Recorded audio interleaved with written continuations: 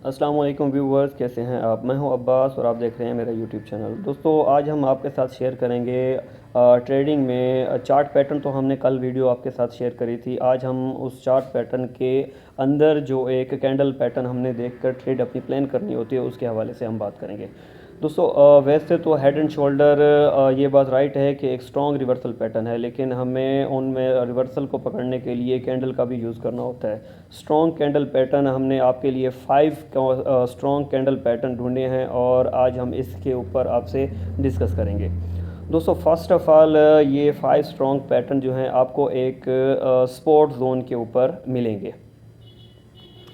جیسا کہ آپ دیکھ سکتے ہیں، میں نے ایک سپورٹ زون کا دائرہ لگایا ہوا ہے اور آپ نے جب بھی اس کو دیکھنا ہے ایک بیرش مارکیٹ کے اندر، مارکیٹ کے نیچے جیسے یہ دکھ رہی ہے سپورٹ زون، اس سپورٹ زون پہ آپ نے یہ 5 پیٹرن میں سے کوئی ایک پیٹرن دیکھنا ہے اور ان 5 پیٹرن کو دیکھتے ہوئے آپ نے ایک پیٹرن، فرسٹ آف آل یہ پیٹرن جو ہم آپ کو بتا رہے ہیں یہ ہے مارننگ سٹار۔ دوستو جب بھی ایک گرتی مارکیٹ کے اندر ایک بڑی کینڈل بنتی ہے اور اس کے بعد دوسری ریڈ جو کینڈل ہے اس کا والیوم بہت کم ہو جاتا ہے اور اس کے اوپر جو ایک ہرے کلر کی کینڈل بنتی ہے، سب کلر کی بلش کینڈل، وہ اس چھوٹی کینڈل کو انگلف کرتے ہوئے اگلی کینڈل کو بھی انگلف کر لیتی ہے۔ یہ ایک انگلف بھی آپ اسے کہہ سکتے ہیں، لیکن نام اس کا ایوننگ سٹار ہے۔ اب ہم چلتے ہیں آگے شوٹنگ سٹار ٹو انگلف۔ دوستو شوٹنگ سٹار کا ایک بہت بڑا کریکٹر ہوتا ہے مارکیٹ کے اندر۔ اس کی گرتی ہوئی مارکیٹ کے اندر، جیسے یہ مارکیٹ گر رہی ہے، اس گرتی ہوئی مارکیٹ کے اندر سپورٹ زون کے اوپر ایک شوٹنگ سٹار پیٹرن کریٹ ہوتا ہے جس کی باڈی تھوڑی کم ہوتی ہے اور وگ، اوپر کی وگ زیادہ اور نیچے کی وگ کم ہوتی ہے۔ اس کے ساتھ ہی ایک بڑی کینڈل کا زون کریٹ ہوتا ہے اور بلش مومنٹم شروع ہوتا ہے، اور جب بھی بلش کینڈل بنتی ہے تو یاد رکھیں دوستو اس کی ایک اسٹرانگ اسٹریٹجی یہ ہے کہ اس کی وگ جو آپ دیکھ رہے ہیں، اس وگ کے اوپر کینڈل باڈی کلوز ہونی چاہیے، تبھی ہم اسے اسٹرانگ انگلف کینڈل مانیں گے اور اس کی بیس پہ ہم نے ٹریڈ پلان کرنی ہے نا۔ تو ہاں دوستو یہ آپ ضروری دیکھ لینا کہ یہ پیٹرن، اس کی جو ہے شوٹنگ سٹار کی جو وگ ہے وہ فل ہونی چاہیے گرین کینڈل کی باڈی کے ذریعے سے۔ اگر یہ فل نہ ہوئی تو ہم اسے ایک اسٹرانگ انگلف کینڈل پیٹرن نہیں سجیسٹ کریں گے، نہیں مانیں گے۔ اس کے بعد دوستو آ جاتے ہیں سپننگ باٹم ٹو انگلف۔ دوستو اس طرح سے جب بھی مارکیٹ گرتی ہوئی نیچے ایک سپورٹ زون کی جانب آ کر رکتی ہے تو ایک جس طرح سے میں نے آپ کو شوٹنگ سٹار کا ایک بتایا ہے، مارننگ سٹار کا آپ کو بتایا ہے، اسی طرح سے یہاں پہ ایک والیوم آ کے کم ہو جائے گا اور باڈی چھوٹی سی کینڈل کی آ کے بچے گی، ریڈ کینڈل کی۔ اور اس کی جو ایک خاص اور خوبی یہ ہے کہ اس کی اوپر اور نیچے کی جو وگ ہوگی، اوپر کی اور نیچے کی، وہ ایکول ہوگی، بالکل سیم ہوگی۔ اور اس کے بعد جب ایک بلش پیٹرن، بلش مومنٹم شروع ہوتا ہے تو اس کی جو ساتھ والی یہ جو ہماری گرین کلر کی یہ جو کینڈل ہے وہ اس کی اوپر کی وگ کے اوپر کلوز ہونا چاہیے، تبھی ہم اسے اسٹرانگ پیٹرن مانیں گے۔ اب چلتے ہیں ہمارا فیوریٹ کینڈل پیٹرن۔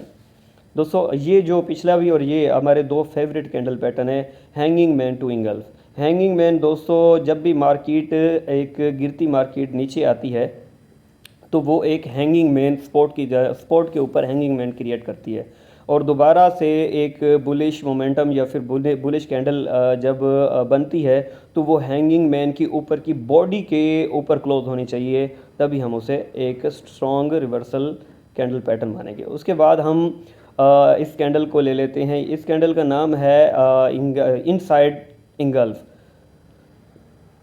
یہ جو مارکیٹ ہم نے گرتی مارکیٹ ایک بڑی کینڈل کے ساتھ آ کے رکتی ہے، اس کے بعد اگلی کینڈل گرین ہی ابھرتی ہے، اور وہ بس یہ ہونی چاہیے کہ مارکیٹ اگلی ریڈ کینڈل کے 50% کی قریب وہ کلوز ہونی چاہیے۔ لیکن یاد رہے یہاں پر ہم نے انٹری نہیں لینی، یہاں پر ہم نے کوئی ٹریڈ پلان نہیں کرنی، ہم نے ویٹ کرنا ہے ایک تیسری کینڈل بننے کا۔